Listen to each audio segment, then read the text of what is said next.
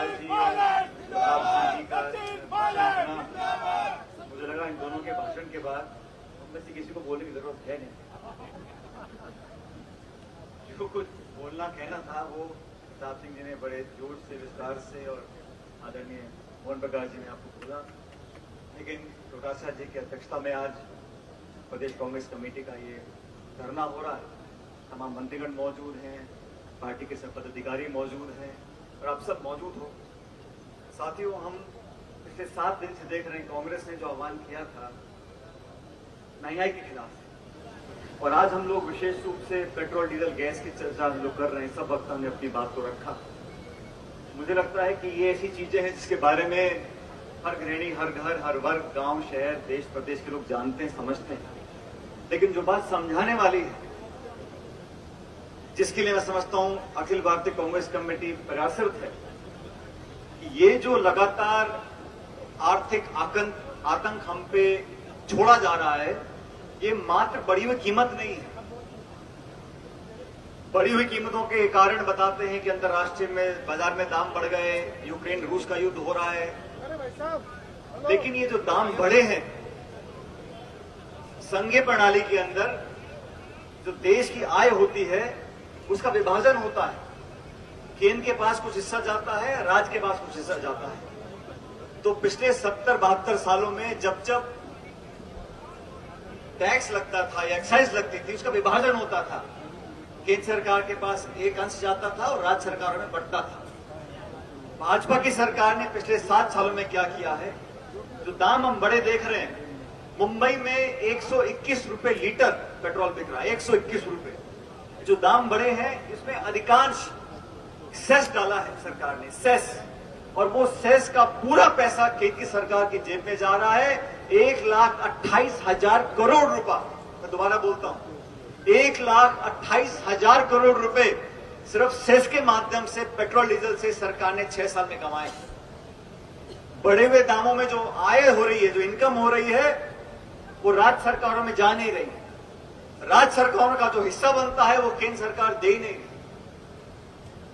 और सिर्फ petrol diesel को अगर छोड़ दें, कुकिंग ऑयल हो, खाद्य सामग्री हो, फल, सब्जी, फूल, दाल, चीनी, तेल, चायपत्ती, कुछ भी हम ले लें, आसमान छू रही है। हम सब लोगों का दायित्व बनता है कि जनता के लिए इस सरकार पर दबाव डालें।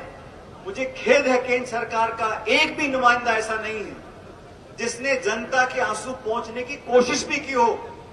किसी एक प्रमुख राष्ट्र नेता ने इतना मल्लम लगाने की कोशिश की हो कि डरिएगा मत, हम कीमतों को नियंत्रण में लाने की कोशिश करेंगे। झूठे मुंह संसद में किसी मंत्री या प्रधानमंत्री ने बोल दिया हो कि देश आज पीड़ा में है, हमारी सरकार कोशिश कर रही है कि हम दाम कम करेंगे। ये इसलिए हो रहा है साथियों, ये सब लोग घमंड और अहंकार में राज करने की इनको आदत पड़ गई है। इनको मालूम है दाम कितने बढ़ जाएं, अंत में चुनाव आएगा, वो भाषण देंगे, 80 बनाम 20 की बात करेंगे, मंदिर मस्जिद की बात करेंगे, हिंदू मुसलमान की बात करेंगे, लोगों के अंदर एक भावना पैदा कर देंगे और फिर चुनाव में वोट ले लेंगे। लेकिन इस आर्थिक आतंक को, जैसा मोहन प्रकाश जी बोल रहे थे, इस सरकार की अनेक नीतियों की हम आलोचना कर सकते हैं, लेकिन जो आर्थिक नीति है वो इस देश को खोखला कर रही है। हमारे नौजवानों को बताना पड़ेगा कि किसानों को 2,000 रुपए खाते में डालकर लाखों करोड़ों की जेब पर डकैती डाली जा रही है।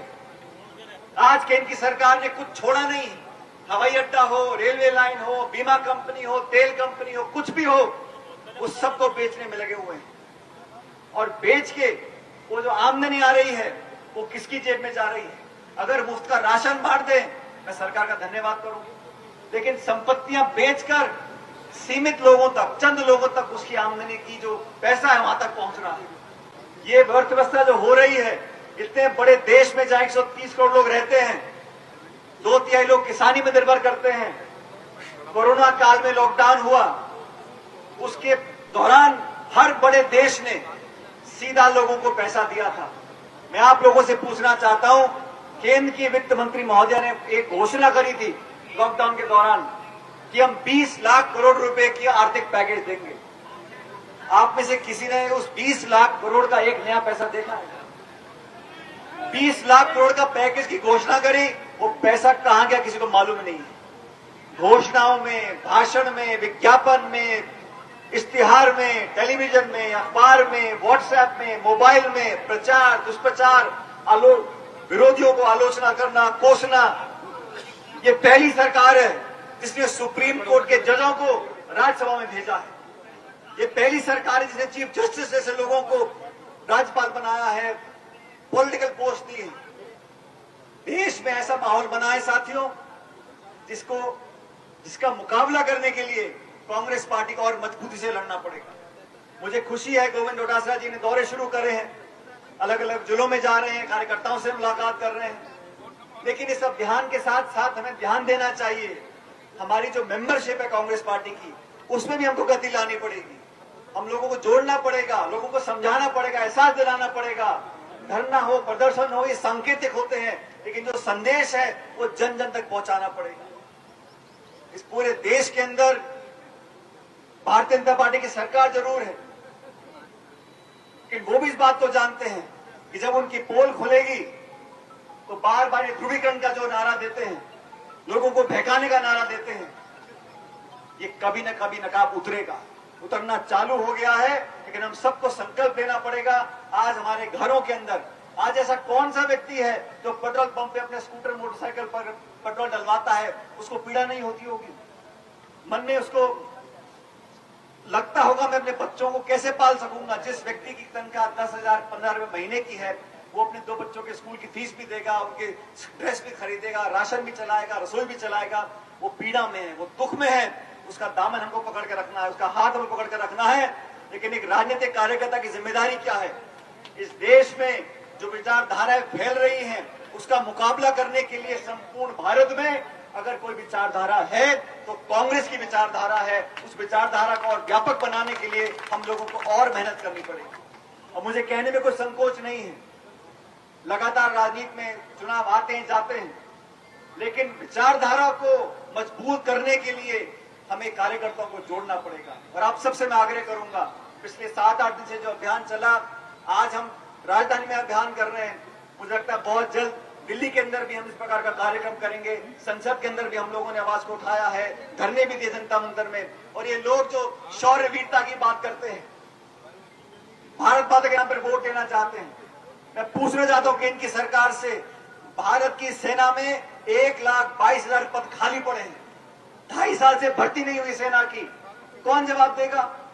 जवाबदेही सरकार ने बंद कर दी है। इन लोगों को लगता है कि वोट लेते रहो और जनता हमें वोट देती रहेगी। ये समय बदलेगा और आप लोगों की मेहनत के कारण बदलेगा।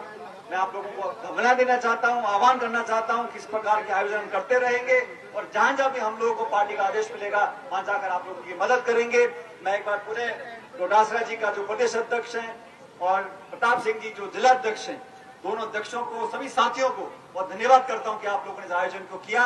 इस संदेश को पूरे प्रदेश में फैलाएं, ये मेरी आपसे विनती है। बहुत बहुत धन्यवाद। जय हिंद, राम राम साहब।